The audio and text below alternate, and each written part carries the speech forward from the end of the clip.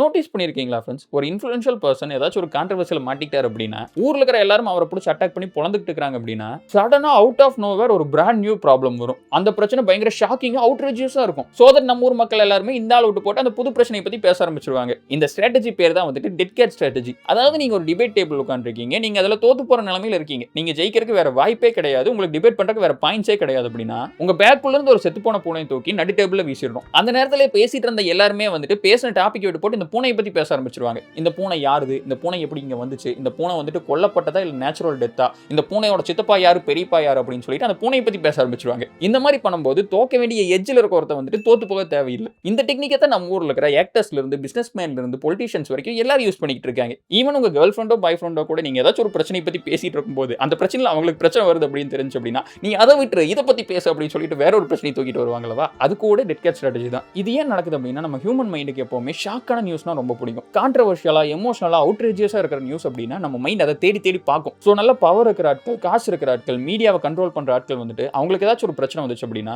சம்மந்தமே இல்லாத புதுசா ஒரு பிரச்சனையை கிரியேட் பண்ணி விட்டுருவாங்க. ஏதாச்சும் ஒரு புது பாலிசியா இருக்கலாம், இல்ல ஏதாச்சும் ஒரு சர்ப்ரைஸான அனௌன்ஸ்மெண்டா இருக்கலாம், பிக் பாஸ்ல ஏதாச்சும் ஒரு பிரச்சனையா இருக்கலாம், இந்த ஹீரோ டிவோர்ஸ் அந்த ஹீரோ டிவோர்ஸ் ஏதாச்சும் புதுசா ஒரு கதையா இருக்கலாம். சோஷியல் மீடியால கூட ஒரு பிரச்சனை போயிட்டு இருக்கும்போது வேற ஒரு பிரச்சனை பத்தி கிளப்பி விடலாம். இந்த மாதிரி நம்ம ஒரு பிரச்சனை பத்தி பேசக்கூடாது அப்படிங்கறதுக்காக சம்மந்தமே இல்லாத வேற ஒரு பிரச்சனை கிரியேட் பண்றது தான் டெட் கேட் ஸ்ட்ராட்டஜி அப்படின்னு சொல்லுவாங்க. ஸோ நெக்ஸ்ட் டைம் இந்த மாதிரி ஏதாச்சும் ஒரு மெயினான பிரச்சனை நடுவில் சம்மந்தமே இல்லாம வேற ஏதாச்சும் ஒரு பிரச்சனை ட்ரெண்ட் ஆகுது அப்படின்னா அது ஒரு செத்த பூனை அப்படின்னு சொல்லிட்டு நீங்க புரிஞ்சுக்கணும்.